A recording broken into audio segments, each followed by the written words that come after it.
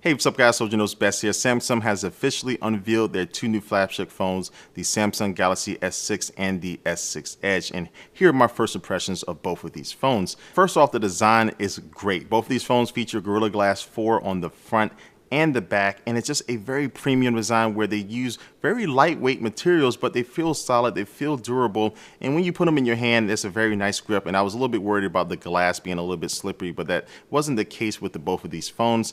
And color options, you have white pearl, black sapphire, gold platinum, blue topaz, and with the S6 Edge, you have a green emerald option, which is one of the ones that really stand out when you hear green on the cell phone. It doesn't really sound like it will work, but this definitely does work on the S6 Edge. Now, the expense of making these phones look and feel better, you don't have the option to remove your battery anymore, and also you don't have the option to expand your storage with a micro SD card. Now, both of these phones have 5.1-inch Quad HD Super AMOLED displays that have a resolution of 2560 by 1440 and a rocking 577 ppi. But the one difference with the S6 Edge is that it's a curved display on both sides, and it looks absolutely amazing because you don't have this sharp cutoff when you're watching a video.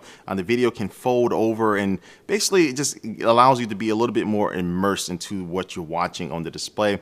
And it's just something you really have to see. I don't know if this camera could even do it justice. Once you see it in real life, you'll see all the sharp and vivid details you're able to get out of a great looking video on a great display that's on the S6 Edge. And again, it still looks just as good on the Galaxy S6, but that curved display is just something that's very unique that allows you to, again, just to get a little bit more into the content that you're watching. When it comes to battery life, the S6 has a 2,550 milliamp battery, where the S6 Edge has a 2,600 milliamp battery, but both feature wireless charging and just better compatibility with WPC and PMA wireless charging pads. So basically any charging pad out there for the most part you'll be able to use. And if you do want to charge it the old way by using a wire, it's going to be about 1.5 times faster than the S5. So that basically equates to, just by plugging it in for 10 minutes, you'll get about 4 hours of usage. Now, last year, Samsung introduced a fingerprint scanner with the Galaxy S5, but you had to swipe your finger down, which really wasn't the best method. But now they improved that by allowing you just to have to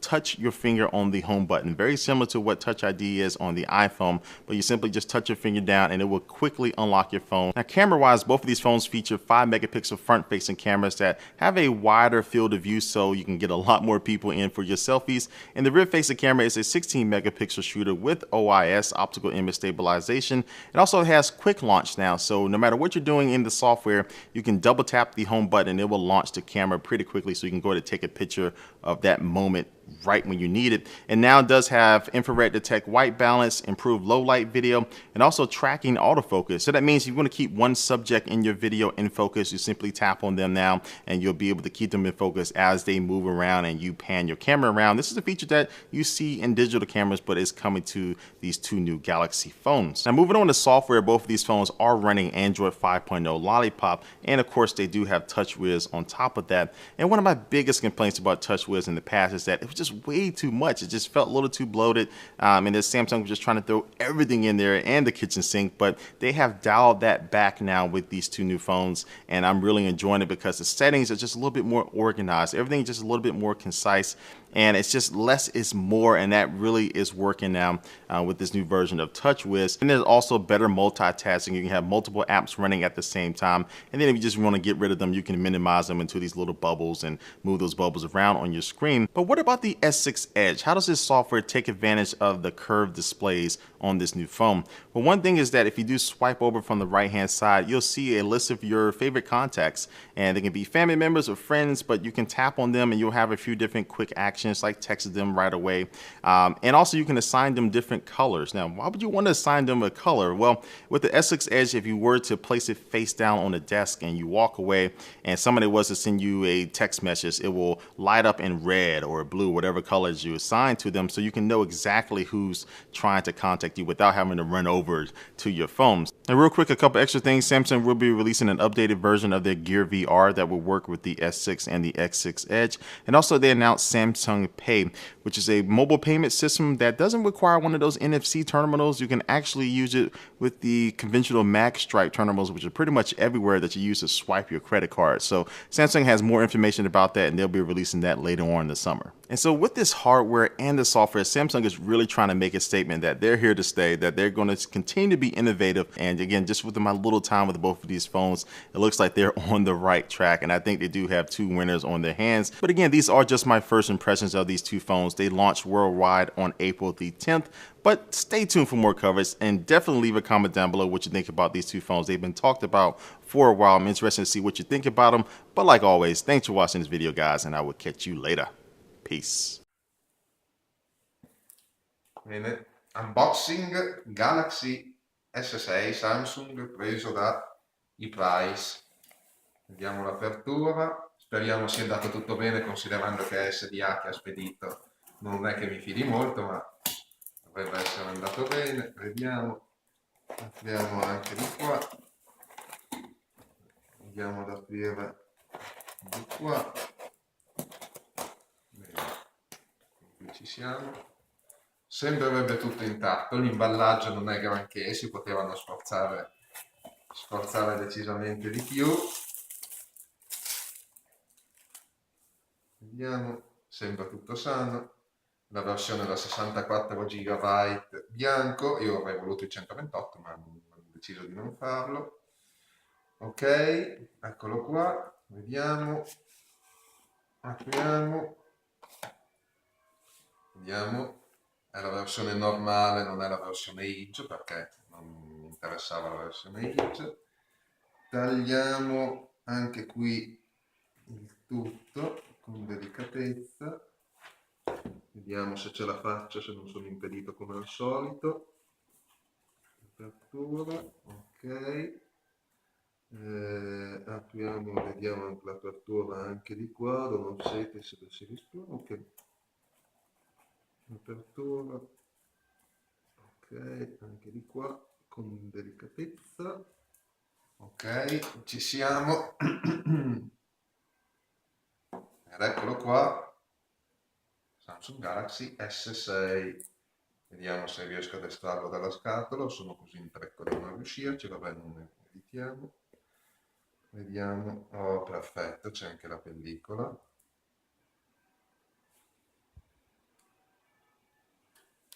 Sembra ben fatto, sembra molto sottile, molto leggero. Se l'avessero fatto anche un po' più spesso, ma con la batteria più grossa, non mi avrebbe dato fastidio. Comunque va bene così. Proviamo ad accenderlo, a vedere se si accende, se c'è della batteria. Ok, o se è arrivato completamente scarico. Sì, direi che si accende. Vediamo.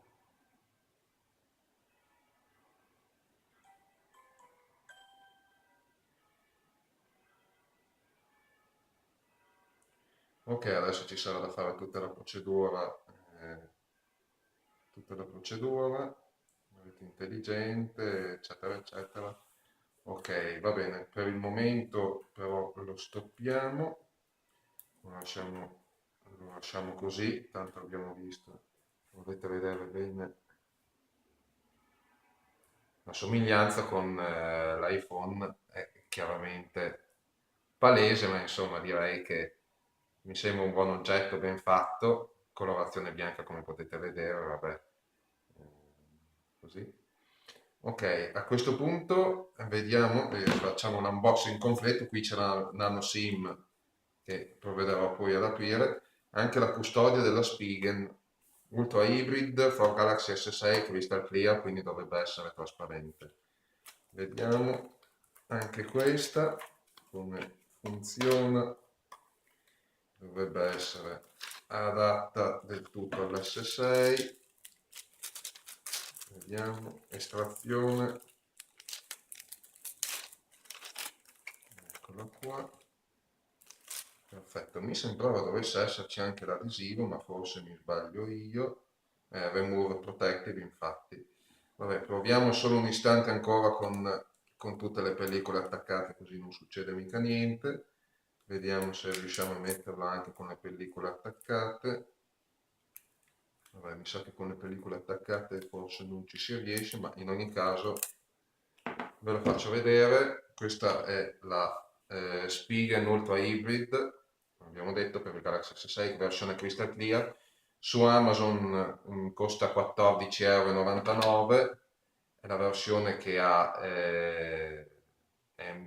il lato in pratica morbido e il retro è più rigido e infatti mi piace già che il fatto che è già segnata di qua, ma speriamo che sia solo la pellicola.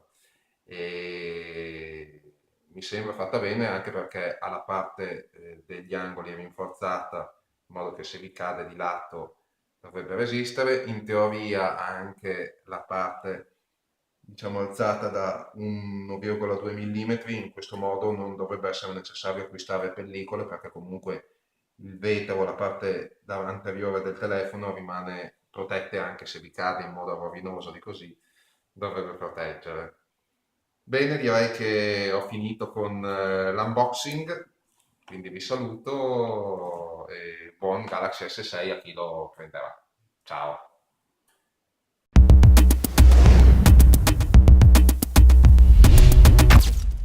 The S6 takes some of the best videos and photos of any phone on the market. Now let's check out what I found.